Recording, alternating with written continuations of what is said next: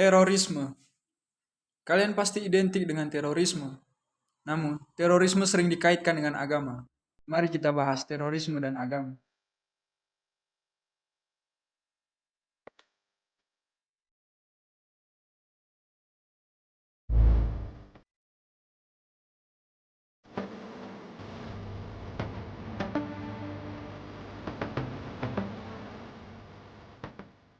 And in 2001, at the US Open, my first serve hit a plane, causing it to go tragically off course and hit a building.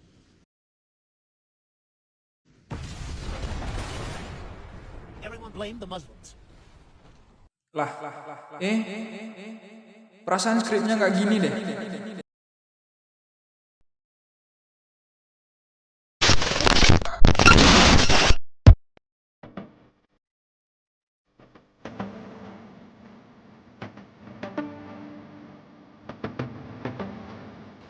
Ini terorisme dan agama. Teror merupakan fenomena yang telah ada sejak awal peradaban. Taktik seperti menakut-nakuti, mengancam, melakukan kekerasan secara tiba-tiba, dan membunuh atau menimbulkan rasa takut telah lama menjadi bagian dari perjuangan meraih kekuasaan. Bahkan, sebelum istilah teror atau terorisme digunakan, secara umum istilah teror atau sebagai pelaku dan terorisme sebagai tindakan berasal dari bahasa Latin, yaitu tiri, bukan tiri milik Erpan. So pretty rich.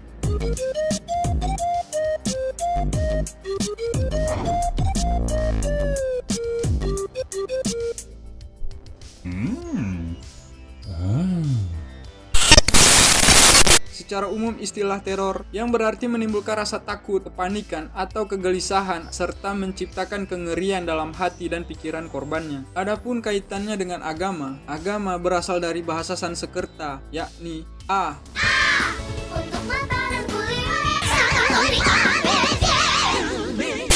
A yang berarti tidak dan gam yang berarti kacau. Adapun bila kita satukan menjadi tidak kacau. Namun, istilah agama banyak digunakan dalam berbagai bahasa, termasuk religion dalam bahasa Inggris, religi dalam bahasa Belanda, religio dalam bahasa Yunani, adin syariah hisab dalam bahasa Arab, atau dharma dalam bahasa Hindu. Bermacam istilah ini memiliki arti dasar yang berdekatan dan serupa, yaitu sistem yang mengatur tata kepercayaan dan penyembahan kepada Tuhan yang Maha Esa, dan hukum yang berhubungan dengan manusia dan terhadap lingkungannya. Dari istilah agama ini muncul apa yang disebut dengan religius. Namun, bila kita tarik kesimpulan, agama merupakan seperangkat pedoman atau petunjuk bagi setiap penganutnya untuk menjadi manusia yang lebih baik. Di antara kesimpulan dari berbagai tokoh ahli dan berbagai penelitian yang telah dilakukan dapat ditarik satu benang merah bahwa ideologi agama telah sampai pada garis terdepan yang menjadi motivasi utama untuk melegalkan berbagai aksi terorisme yang terjadi. Karena agama merupakan sebuah konteks sakral yang sangat dapat dipercaya oleh penganutnya. Padahal, agama-agama besar di dunia dalam ajarannya senantiasa menjunjung tinggi perdamaian, menentang berbagai aksi kekerasan, dan menganggap kehidupan manusia sebagai sesuatu yang sangat sakral. Akan tetapi, tidak bisa dipungkiri bahwa agama bisa saja menjadi ujung tombak dari sebuah kejahatan yang tergolong ke dalam ekstraordinari atau perlu penanganan khusus dalam pemberantasannya dibandingkan dengan kejahatan-kejahatan lainnya.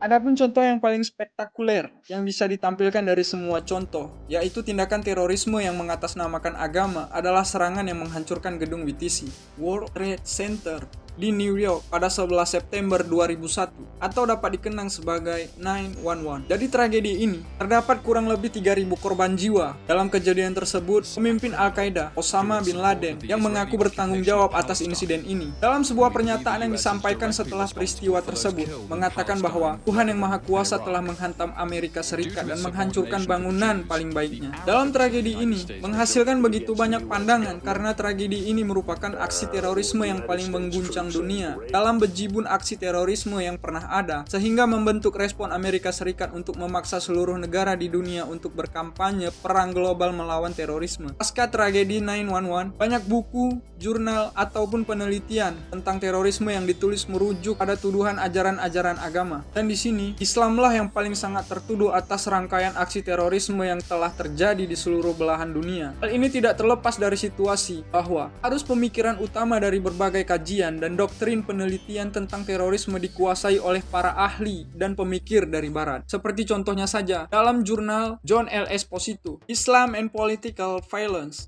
banyak para ahli dan pengamat Barat ketika berbicara tentang terorisme, maka hal itu didasarkan pada sentimen benturan peradaban atau perang budaya dalam hal hubungan Muslim dan Barat. Menurut mereka, doktrin agama seperti jihad dan kajian dalam sejarah Islam merupakan indikator kuat dan bukti bahwa Islam adalah pendorong utama ekstremisme dan terorisme. Namun, pandangan seperti itu dibantah oleh Imam Mustafa dalam jurnalnya yang berjudul Terorisme Antara Aksi dan Reaksi, Gerakan Islam Radikal sebagai respon terhadap imperialisme modern. Ia berpendapat dalam tulisannya, ia menolak anggapan bahwa ideologi Islam adalah faktor utama munculnya terorisme. Menurutnya, gerakan Islam radikal yang kerap dicap sebagai teroris sebenarnya lahir sebagai bentuk perlawanan terhadap kolonialisme modern. Mustafa juga menyoroti bagaimana isu terorisme seringkali digunakan untuk mendukung teror, The Clash of Civilization, atau benturan peradaban yang dikemukakan oleh Samuel P. Huntington. Padahal menurutnya yang terjadi bukanlah benturan peradaban, melainkan benturan kepentingan. Radikalisme Islam muncul sebagai reaksi terhadap dominasi kepentingan Barat, kolonialisme modern, serta ketidakstabilan politik global pada saat itu. Jika melihat karya-karya para ahli dan penelitian yang mengkaji masalah terorisme keagamaan sebelum tragedi 9/11, Islam bukanlah satu-satunya agama yang menjadi fokus kajian utama. Contohnya, dalam karya Mark Juergensmeyer, dalam bukunya Terror in the Mind of God, The Global Rise of Religious Violence, meneliti serangan teroris yang diilhami secara religius pada tahun 1990-an. Dalam upaya untuk menentukan landasan pemikiran yang mendasari mereka, Juergensmeyer mengungkapkan bahwa selama tahun 1990-an, Amerika Serikat telah menyaksikan berbagai serangan terorisme oleh ekstremis Kristen, seperti pemboman klinik aborsi di Alabama dan Georgia pada tahun 1997, ledakan bom di Olimpiade di Atlanta pada tahun 1997, penghancuran tragis bangunan federal di Oklahoma City pada tahun 1995, dan serangkaian episode kekerasan yang terkait dengan ekstremis agama di Amerika Serikat. Juergensmeyer juga mencatat bahwa serangan teroris yang dimotivasi secara religius ini adalah fenomena yang juga terjadi di negara-negara demokratis lainnya selama paruh kedua abad ke-20. Meskipun Juergensmeyer percaya bahwa agama memainkan peran penting dalam berbagai serangan teroris, namun dia tidak percaya bahwa agama cenderung menyebabkan kekerasan. Menurut pendapatnya, hal itu hanya terjadi atas penggabungan beberapa keadaan khusus, yaitu politis, sosial, dan ideologis. Juergensmeyer berpendapat bahwa terorisme keagamaan akan terjadi ketika agama menyatu dengan ungkapan-ungkapan aspirasi sosial, kebanggaan diri, dan gerakan untuk perubahan politik. Kemudian adapun dalam pembahasan Cosmic War atau perang kosmik, Juergensmeyer mengatakan bahwa para teroris religius meyakini bahwa mereka sedang terlibat di dalam perjuangan hidup dan mati antara kebaikan dan kejahatan. Hal inilah yang pada akhirnya memudahkan para teroris untuk melihat diri mereka sebagai martir dan karenanya bersedia untuk berpartisipasi dalam melakukan bom bunuh diri. Juergensmeyer juga mengungkapkan bahwa tema umum lain dari terorisme keagamaan adalah para pelaku terorisme biasanya mengutuk musuh mereka. Kutukan inilah yang pada akhirnya memungkinkan mereka membenarkan pembunuhan terhadap orang-orang yang tidak bersalah, pembunuhan terhadap orang-orang yang tidak berdoa,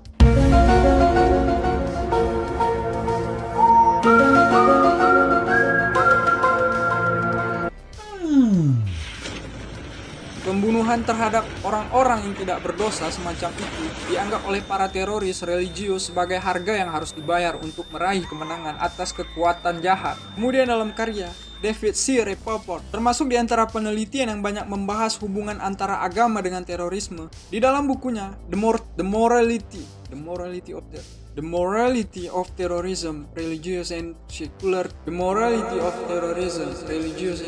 Secular Justification. Dalam karyanya tersebut, Rapoport menjelaskan bahwa agama merupakan kekuatan pendorong bagi munculnya kekerasan yang dikategorikan sebagai terorisme. Di samping itu, semangat dan militasi keagamaan mampu mempertahankan gerakan terorisme dalam jangka waktu yang lama, meskipun harus menghadapi berbagai tantangan dan rintangan yang besar. Misalnya, kelompok Thugs, sebuah sekte dalam agama Hindu, mampu bertahan selama kurang lebih 6 abad pada abad ke-6 hingga abad ke-13. Kemudian sekte Assassin, sebuah sekte Syiah Ismaili, selama 2 abad, yaitu abad 1090 hingga 1275. dan Zelotsekher, yaitu sekte Yahudi selama 27 tahun pada abad ke-66 hingga abad 73 Masehi. Ketika kelompok ini merupakan pendahulu historis bagi kekerasan dan terorisme keagamaan kontemporer dan sering digambarkan sebagai model bagi terorisme keagamaan di zaman modern. Rapaport berpendapat bahwa agama bukan sekedar ilusi tanpa pengaruh terhadap tindakan manusia, juga bukan sekedar alat yang digunakan pemimpin kelompok teroris untuk memanipulasi pengikut mereka yang kurang berpendidikan. Selain itu, agama tidak bisa dianggap sebagai kedok untuk menyamarkan tindakan yang sebenarnya bermotif politik. Terorisme berbasis agama bukanlah teori abstrak maupun bentuk perlawanan terhadap dunia modern. Menurut Rapaport, terorisme yang berlandaskan agama adalah fenomena rasional yang telah ada jauh sebelum era modern, serta dapat dianalisis dan dipahami. Agama memiliki kekuatan besar dalam memberikan motivasi, sehingga dapat mendorong individu, baik laki-laki maupun perempuan, untuk mengangkat senjata, membunuh, bahkan mengorbankan nyawa mereka. Ia juga menyoroti salah satu perkembangan paling mengejutkan dalam terorisme, yaitu munculnya tindakan teror yang dilakukan demi tujuan keagamaan atau yang dibenarkan melalui ajaran teologis. Fenomena ini dikenal dengan scare teror atau teror suci yang menurutnya paling menonjol dalam Islam, baik di kalangan Sunni maupun Syiah. Perspektif ini menyebabkan tindakan terorisme lebih sering dikaitkan dengan kelompok-kelompok Islam. Meskipun aksi serupa juga dilakukan oleh penganut agama dan sekte lain, Rapaport mengungkapkan bahwa hingga 1980-an banyak orang masih enggan percaya bahwa seseorang dapat melakukan pembunuhan semata-mata karena motif keagamaan. Hal ini menjadi alasan mengapa konsep teror suci jarang dibahas karena sebagian besar peneliti terorisme masih menganggap agama sebagai kedok bagi tujuan politik, bukan sebagai faktor utama memberikan dorongan motivasi. Sementara itu, Bruce Hoffman dalam sebuah jurnal berjudul Holy Terror: The Implication of Terrorism Motivates a Religious Imperative. Anjing, Inggris lu kurang bang.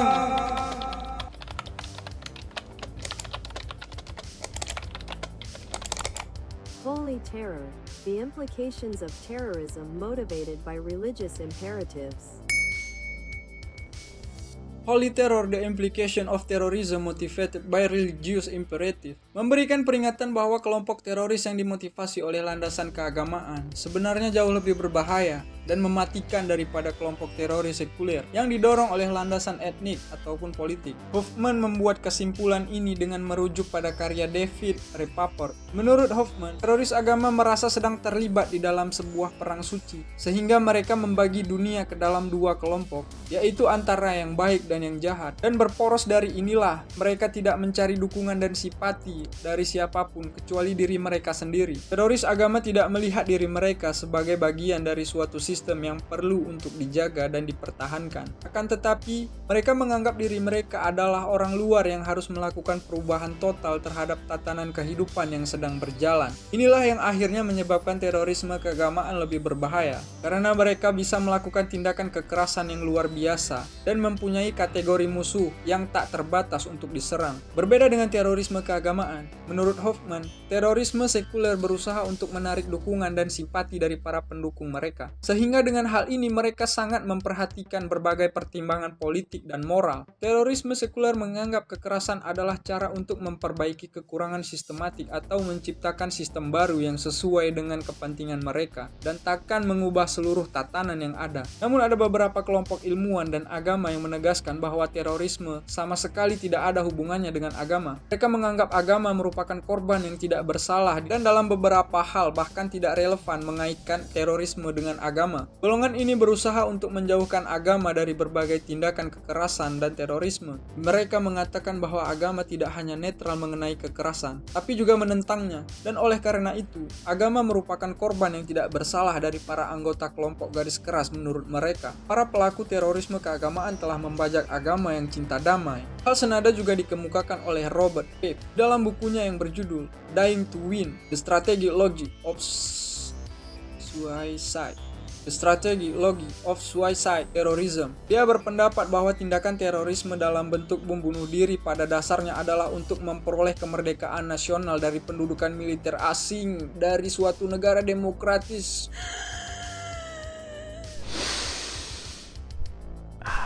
Menurut Page, mengaitkan aksi terorisme dengan motif agama adalah suatu yang tidak relevan. Melihat aksi-aksi terorisme yang mengatasnamakan agama seperti bom bunuh diri lebih kepada motif politik, yaitu gerakan pembebasan negara.